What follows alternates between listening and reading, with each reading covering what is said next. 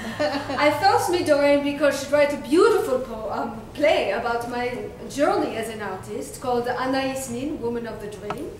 So I meet Doraine, I read this beautiful play, I meet the actress, it's like looking in a mirror. And today Doraine asked me to speak a little bit about what it means to be an artist, and a woman artist especially, but there is also something here for our lovely men, because of course I do love our lovely men. Gives me a few problems in my life. It'd be better maybe if I didn't love them so much. But, before we start, I must say, I give the word artist a very broad meaning. For me, an artist is whoever has creative will, whoever creates anything, a garden, a child, a friendship, or a life. It is important for us to remember that favoring the artist is simply favoring creation against destruction. It is favoring the intention of the artist, the motivation as compared to other people's motivation, which are not always dedicated to something beyond themselves. Creation is something that will ultimately be given, and which needs to be given. These are the antitoxins.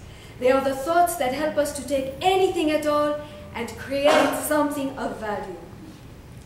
Now, the will to create, which pursues the artist and haunts the artist, I found to be as applicable to our individual life, to our personal life, as it is to a work of art. That is, we do have a will, a possibility, and a potential to change ourselves. And doing that is not an egocentric or turned-in activity. It is an activity that ultimately affects, influences, and transforms an entire community. So I feel great changes in the world will come from a great change in our consciousness. We have become more aware. We must not despair. I think we are living now in a period which in some ways resembles the time of the plague.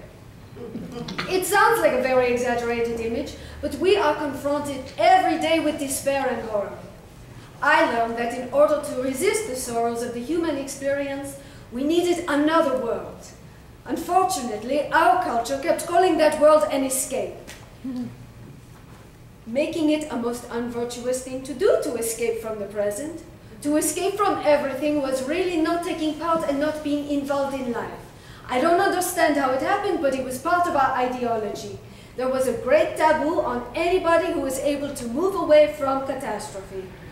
It wasn't realized that the moving away from catastrophe or trauma or ugliness or whatever monsters we encounter was necessary as an antitoxin.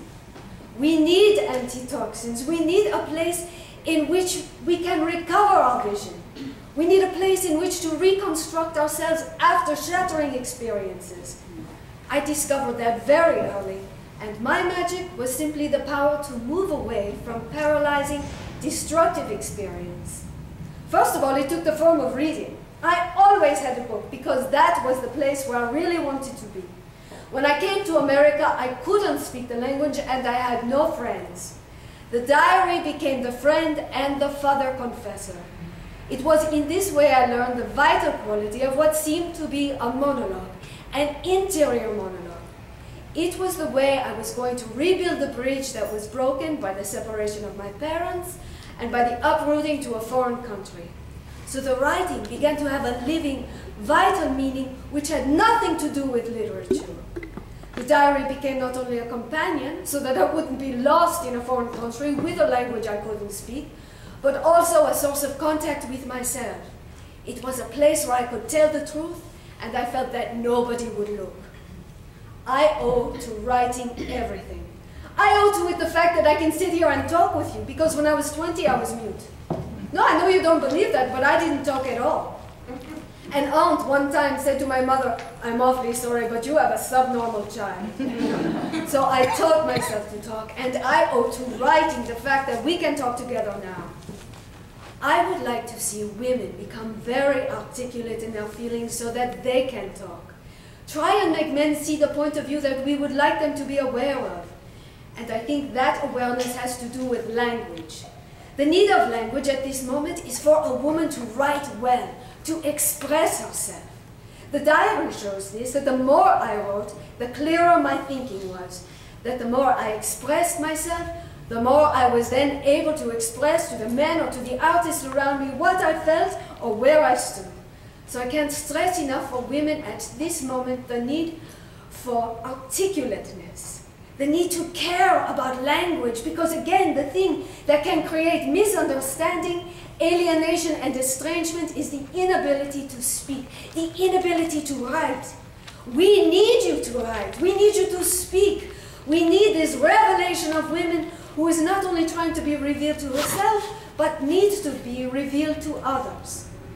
Literature teaches us to talk together, and I would like to see women creating their own language, not fighting like men, but trying to find a language for their own feelings, a language for those things that come from the unconscious, which are instinctive. Once, Henry Miller and Lawrence Durrell, during a talk together, suddenly attacked my personal relation to all things by personification of ideas. I defended myself by saying that relating was an act of life. To make history or psychology alive, I personify it. Also, everything depends on the nature of the personal relationship. It is an instrument to connect life and the myth. When they discussed the problem of my diary, all the art theories were involved. Larry, who before had praised me for writing as a woman, for not breaking the umbilical connection, said, "You must rewrite Hamlet." Why should I, if that is not the kind of writing I wish to do? Larry said, "You must make the leap outside the womb, destroy your connections." I know, I said, that this is an important talk, and that it will be at this moment that we each go different ways. Perhaps Henry and Larry will go the same way, but I will have to go another, my own way, a woman's way. All I know is that I am right for me. If today I can talk both woman's and man's language, if I can translate woman to man and man to woman, it is because I do not believe in man's objectivity. All his ideas, systems, philosophies, arts comes from a personal source he does not wish to admit. Henry and Larry are pretending to be impersonal. A man is cheating when he sits for a whole evening talking about Lao Tse, Goethe, Rousseau, and Spengler, when he really means Henry Miller or Lawrence Durrell. The other nonsense that Henry and Larry talked about was the necessity of thinking, I am God in order to create. I suppose they mean I'm God, I'm not a woman. This image of God alone, making sky, earth, sea, it is this image which has confused woman. Man too, because he thinks God did it all alone, and he thinks he did it all alone. Woman does not forget she needs the fecundator. She does not forget that everything that is born of her is planted in her. Woman's creation, far from being like a man's, must be exactly like her creation of children.